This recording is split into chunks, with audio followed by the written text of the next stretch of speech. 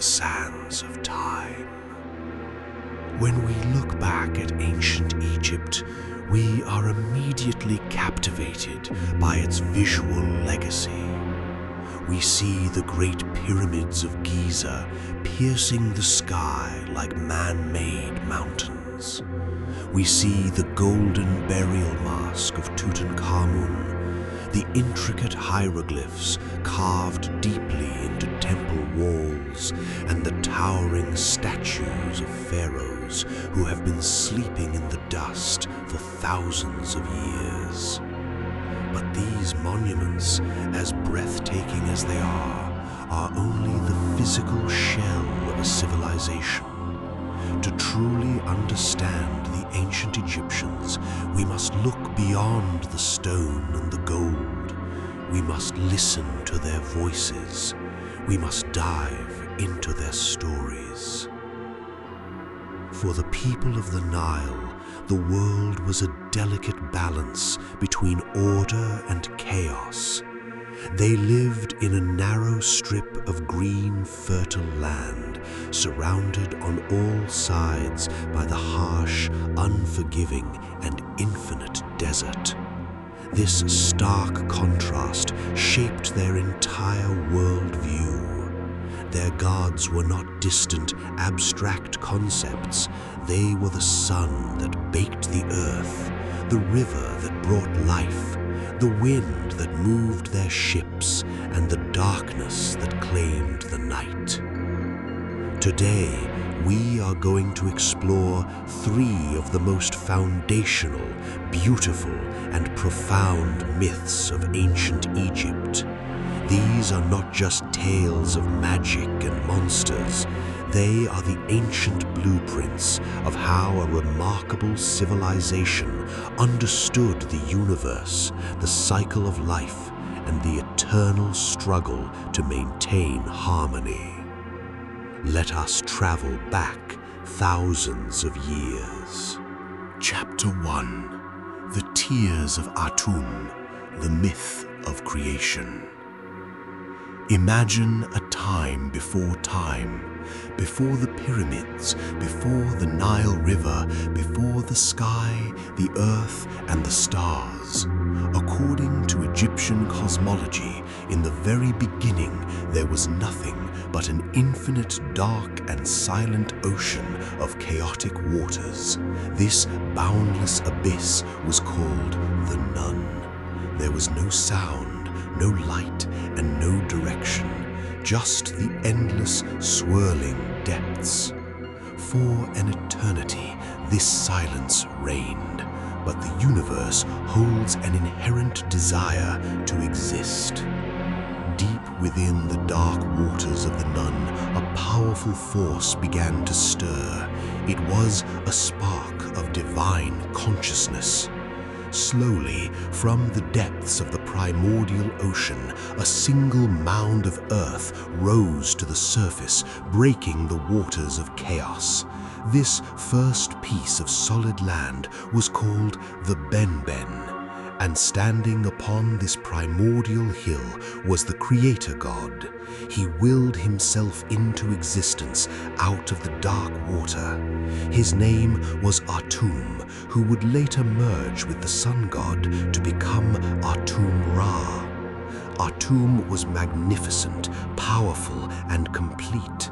But as he stood on the Benben and looked out at the infinite empty ocean of the Nun, he felt a profound and overwhelming sense of loneliness. He was the only being in existence. There was no one to speak to, no one to share the universe with. Through his own sheer will, his divine magic, Atum decided to create life. He breathed out, and from his breath he created Shu, the god of the air and the wind. Then he coughed, and from this he created Tefnut, the goddess of moisture and rain. For the first time, there was movement. There was air above the water and moisture in the air. Atum loved his children dearly, but the universe was still a dark and chaotic place. One day, Shu and Tefnut wandered too far out into the dark waters of the Nun to explore, and they became lost in the abyss. Atum was devastated. The creator of the universe was paralyzed by the very human emotion of grief. Desperate to find his children, Atum removed his own divine glowing eye, the Eye of Ra, and sent it out into the dark waters to search for them. Time passed. The creator waited in the dark. Finally, the glowing eye returned, and walking beside it were Shu and Tefnut, safe and unharmed. The relief that washed over Atum was so powerful, so absolute, that the great god fell to his knees and wept. As his divine tears fell from his face and struck the fertile earth of the Ben Mound, a miracle occurred. The tears transformed, they took shape, and they became the very first human beings. Think about the profound beauty of this belief. To the ancient Egyptians, humanity was not created as slaves. We were not an accident. Human beings were literally born from the tears of joy of a loving creator. We were the physical manifestation of divine relief and love. From Shu and Tefnut came the earth and the sky, and soon the world as we know it was formed. But the Egyptians always remembered their origin. They believed that because we came from the Creator's joy, it was humanity's sacred duty to maintain the balance of the world, a concept they called Ma'at. Chapter 2. The Secret Name. The Wisdom of Isis. As the world grew older, the gods lived among humans, ruling over Egypt. Ra, the sun god, was the ultimate authority. He was the king of the gods and the pharaoh of the earth. His power was absolute, and it stemmed from one specific thing: his true, hidden name. In ancient Egypt, magic, known as Heka, was deeply, fundamentally tied to language. To know the true name of a thing was to hold complete mastery over it. Ra had many names that humanity knew, titles of glory and power, but his true name was a secret buried deep within his own heart. As long as that name remained hidden, no one could challenge him. But there was another deity who sought that power, not for evil, but to protect her people. Her name was Isis. Isis was a goddess of immense wisdom, a master of healing, and the greatest practitioner of Heka in the universe. She loved humanity, and she wanted the power to protect them from disease, curses, and evil. To do that, she needed the ultimate magic. She needed the secret name of Ra. Even gods are not immune to the passage of time. As thousands of years passed, Ra began to grow old. His bones turned to silver, his flesh to gold, and his hair to lapis lazuli. As he walked across the sky, his head would sometimes shake, and drops of his divine saliva would fall to the earth.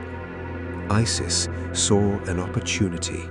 She carefully followed the sun god's path.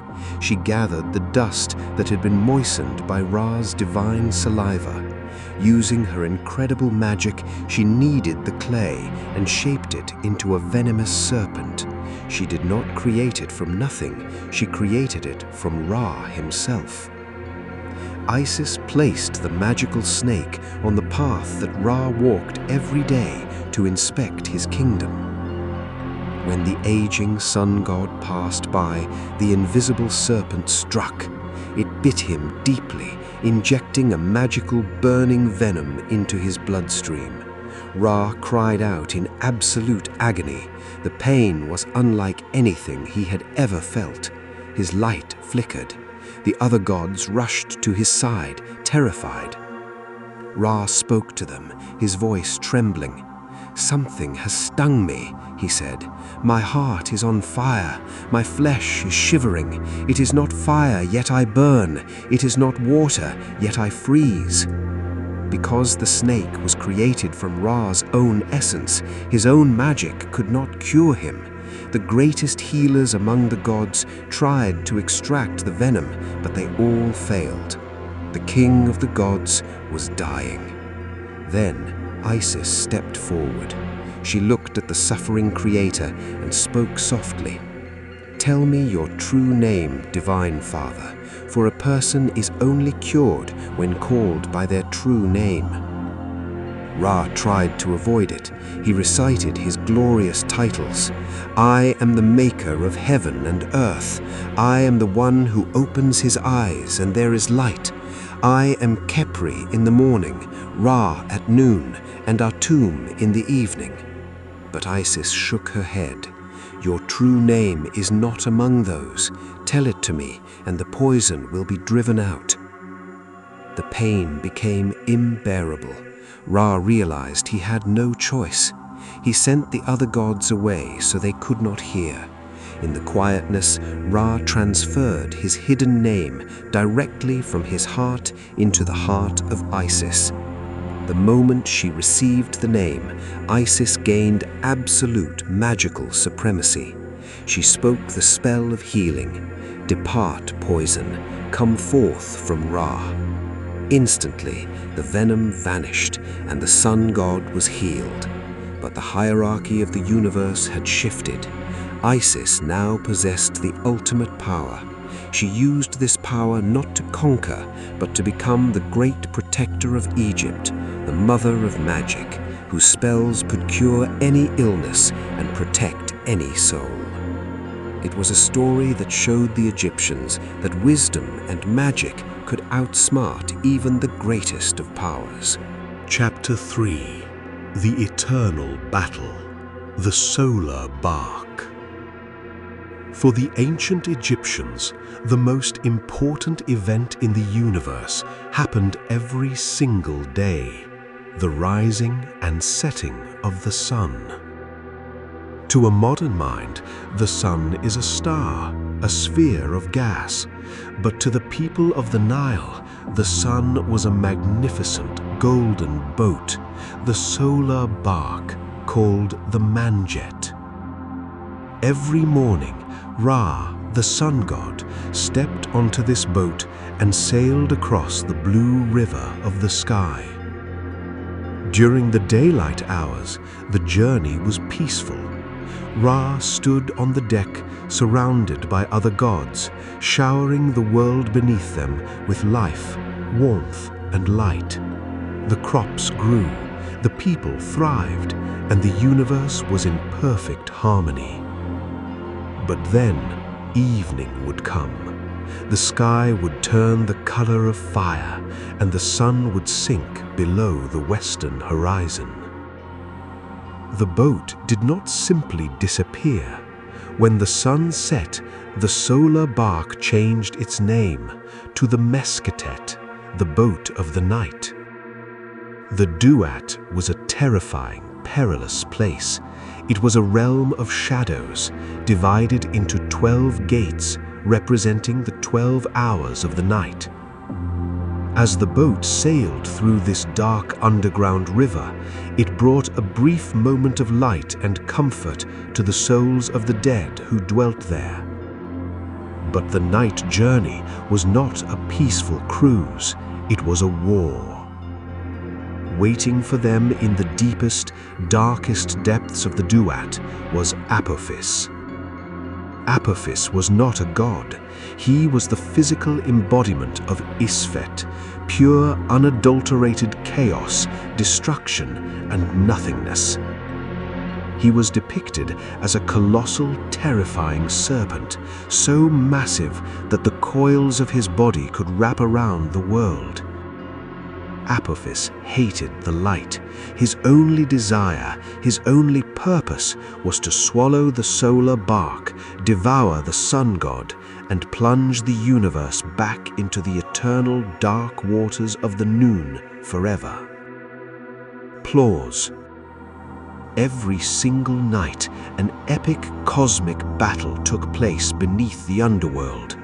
As the sunboat approached, Apophis would rise from the dark waters, his eyes glowing with malice, his massive jaws wide open to swallow the ship. His roar would shake the foundations of the underworld. The gods on the boat had to fight for their lives and for the survival of the universe. Set, the powerful god of storms and deserts, stood at the very front of the boat. With his immense strength, he thrust his great spear into the serpent's flesh. Isis stood beside him, chanting powerful binding spells to weaken the monster. Other gods cast nets of magic to hold the serpent back. It was a violent, desperate struggle against the forces of annihilation.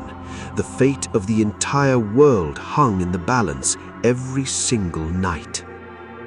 Applause. But Ra and his defenders were strong. Through magic, courage, and unity, they pierced the serpent. They sliced Apophis into pieces and bound him in the dark. And then, the sky in the east would begin to lighten. The dark clouds would turn pink and gold. The solar bark would emerge victorious from the underworld, rising into the sky to bring dawn to the world once more. When an ancient Egyptian woke up and saw the sunrise, they did not just see the start of a new day. They saw proof that order had defeated chaos. They saw the victory of life over death. It was a daily miracle, a reminder that the light is always fighting for us and that balance must always be protected. Outro: The Legacy of the Sands. The myths of ancient Egypt are far more than just old fairy tales. They are the beautiful, complex philosophy of a people who looked at the harsh desert, the life-giving river, and the burning sun, and found a deep poetic meaning in it all. They taught that humanity was born of joy. They taught that wisdom and knowledge are the true sources of power. And they taught that every single day is a victory against the darkness, a victory that requires effort, courage, and balance. Thousands of years have passed, the pharaohs are gone, and the temples are in ruins. But as long as the sun continues to rise in the east, the stories of the Nile will never truly die.